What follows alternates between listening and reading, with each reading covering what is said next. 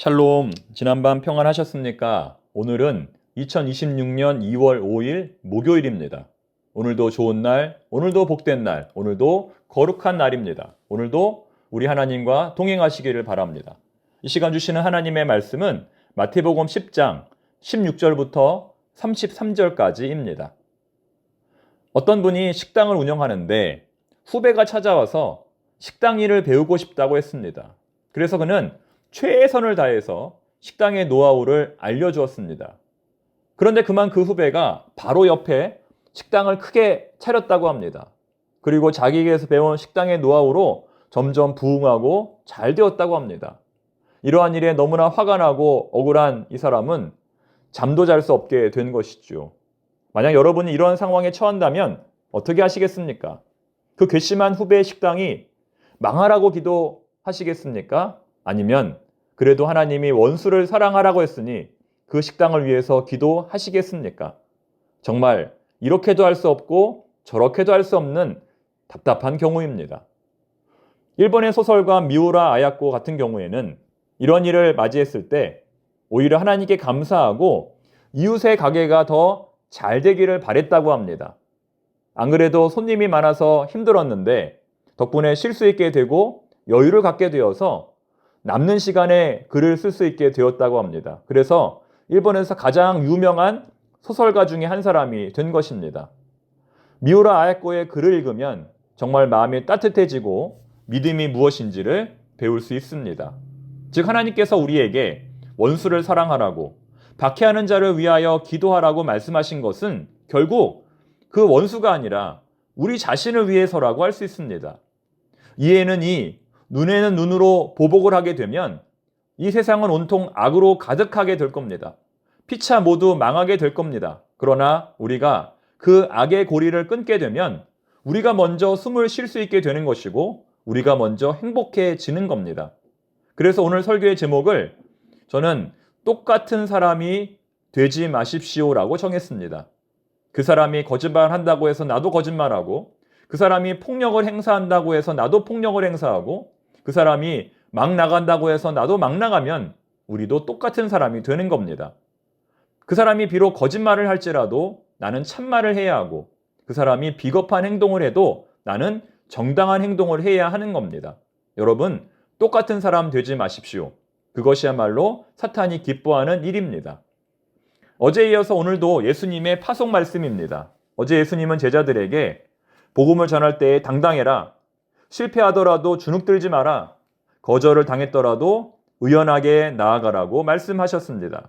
그런데 오늘은 그런 제자들을 예수님께서 조금은 걱정하시는 듯이 이렇게 말씀하십니다. 16절 말씀인데요. 보라, 내가 너희를 보냄이 양을 이리 가운데로 보냄과 같도다. 그러므로 너희는 뱀같이 지혜롭고 비둘기같이 순결하라. 얼마나 걱정이 되면 이렇게 말씀하셨을까요? 내가 너희를 보내는 것이 양을 이리 가운데로 보내는 것과 같다. 자식을 대하는 모든 부모들의 마음일 겁니다. 우리 순진한 자식들이 이 험악한 세상에 나아갔을 때 잘 견뎌내고 버텨낼 수 있을까? 항상 걱정이 되고 염려가 됩니다. 그러나 우리 주님께서는 이렇게 당부하십니다. 그러므로 너희는 뱀같이 지혜롭고 비둘기같이 순결하라. 자, 무슨 의미일까요? 뱀같이 지혜로우라는 말씀은 이해가 되는데 비둘기같이 순결하라는 것은 무슨 뜻일까요? 뱀처럼 지혜로워야 이 늑대 같은 세상에서도 살아남을 수 있을 겁니다. 그런데 비둘기처럼 순결하라는 것은 무슨 의미일까요? 제가 이 말씀을 영어 성경으로 찾아보았더니 이 순결하라는 단어가 gentle이라는 뜻으로 번역이 되어 있었습니다. gentle, 무슨 뜻입니까?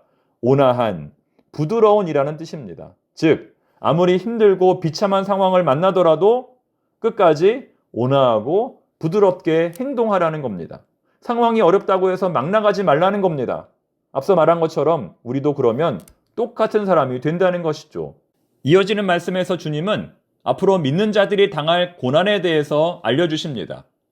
믿음의 길을 갈 때에 채찍질을 당할 것이다. 박해를 당할 것이다. 공회에 넘겨지게 되고 관원들 앞에 끌려갈 것이다. 뿐만 아니라 가족들로부터 배척을 당하고 심지어는 죽을 수도 있다.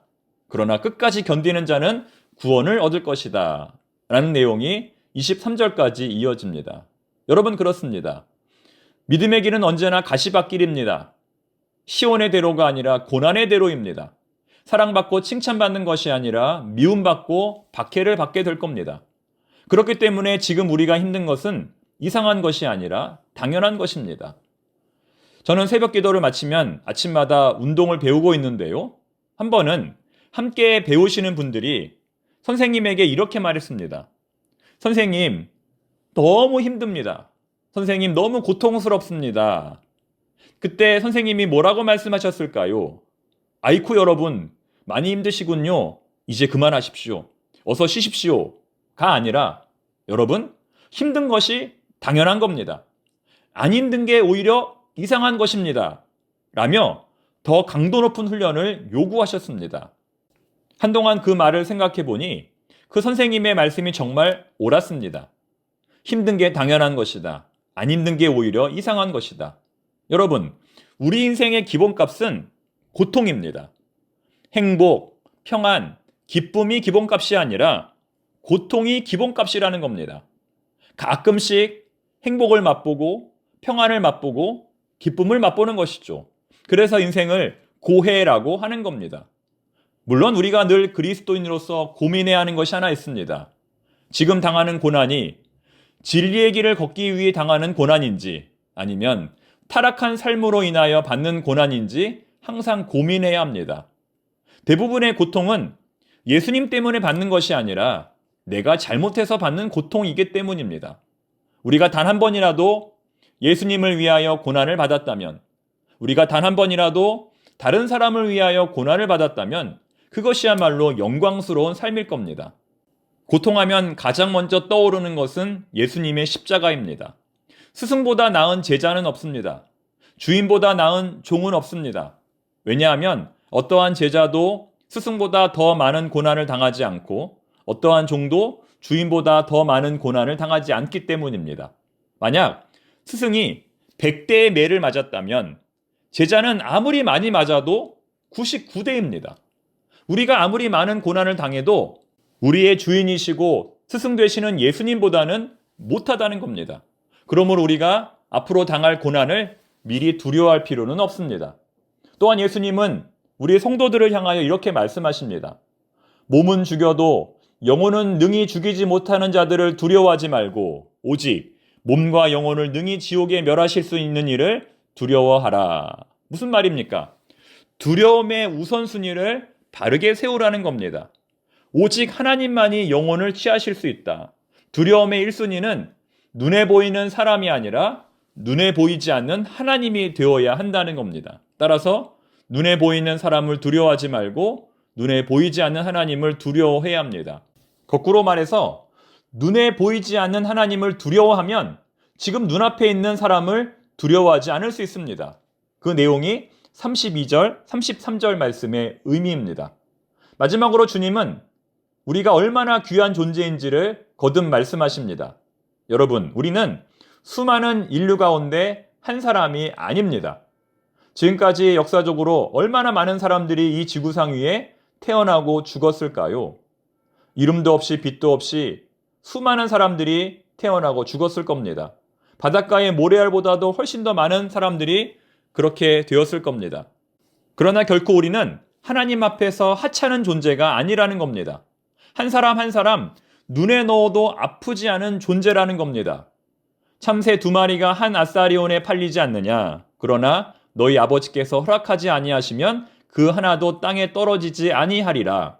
너희에게는 머리털까지 다 세신 바 되었나니 두려워하지 말라. 너희는 많은 참새보다 귀하니라. 이제 말씀을 맺겠습니다.